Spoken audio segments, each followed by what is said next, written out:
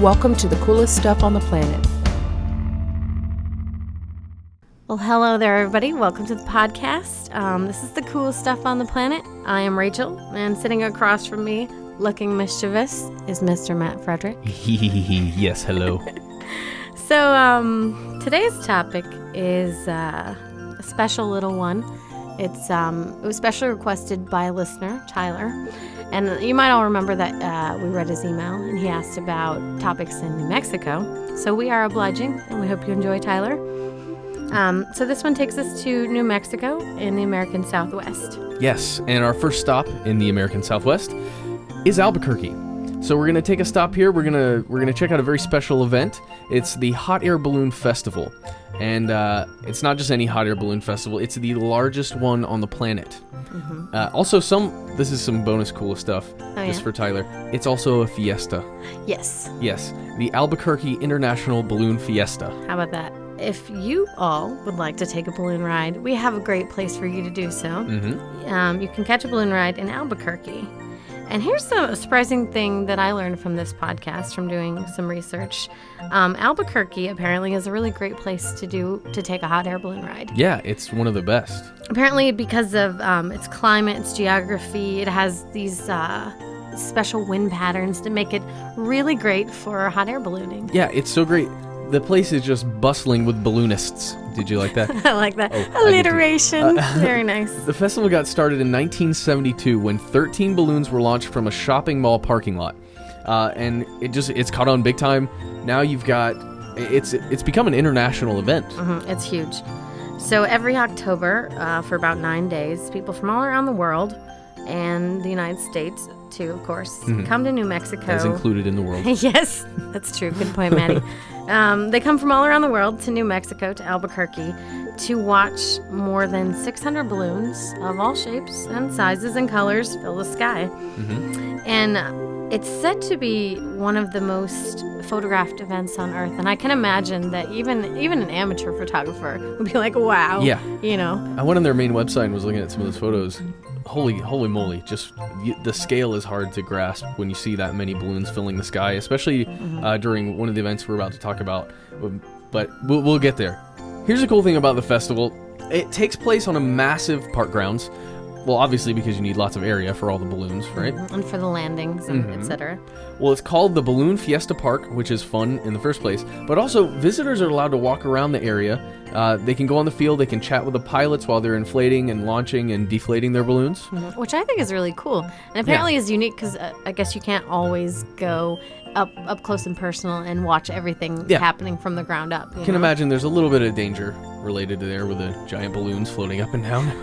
But you might be wondering, hey, Matt, Rachel, how exactly do hot air balloons work? Well, it's a pretty simple principle, everybody.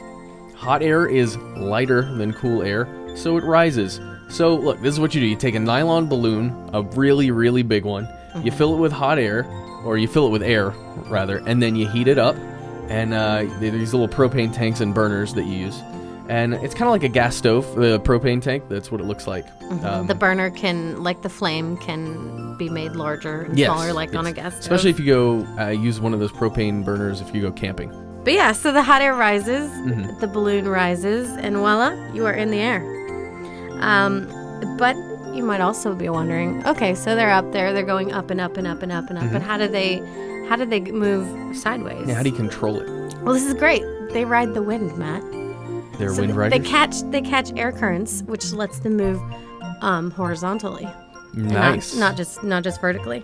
It's very cool. And if you want to, like Matt said, if you want to learn more about this, we have a fantastic article on the website called How Hot Air Balloons Work, and it explains all of the details, all the mechanics of hot air balloon flight. It has great pictures and diagrams, so please do check that out because it's so awesome. Yeah, it's one of the earliest articles ever written on our site too. Is it really? Well, it's great. But hey, look, let's get back to the festival, everybody. Look, there are, like Rachel said, there are more than 600 balloons, some of which are called special shape balloons. I like that. These are fun. These are meant to resemble all kinds of different things, not just a balloon. Things like, cartoon characters, Shamu. I don't know if there's a TM after that, but Shamu. Pieces of fruit, soda cans, fire trucks, and even a couple religious figures. Yeah, I think I saw Jesus floating in there. Definitely saw Jesus. But yeah, so the festival has all sorts of events going on, kind of like any festival. You have fair food, you have rides, there are educational activities. There's even like a little booth where you can learn about how ballooning works. It's cool. But then, of course, there's also the signature event, which is ballooning. Yes. Some of the highlights of this ballooning include the Mass Ascension and the Balloon Glow shows. Check this out. The Mass Ascension, which takes place at dawn, is when all of the hot air balloons are launched simultaneously. All of them. Whoa. Seriously, those pictures I was talking about earlier, those are when I was mentioning that some of these pictures are incredible, it's the Mass Ascension That's the blow pictures. your mind kind of thing.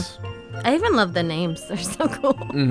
But it must be amazing to see in person. Matt just mentioned the balloon glow, which is, this happens at dusk, and all of the burners on a bunch of hot air balloons are lit simultaneously. So it's like this glowing, colorful, beautiful thing set against this backdrop of twilight.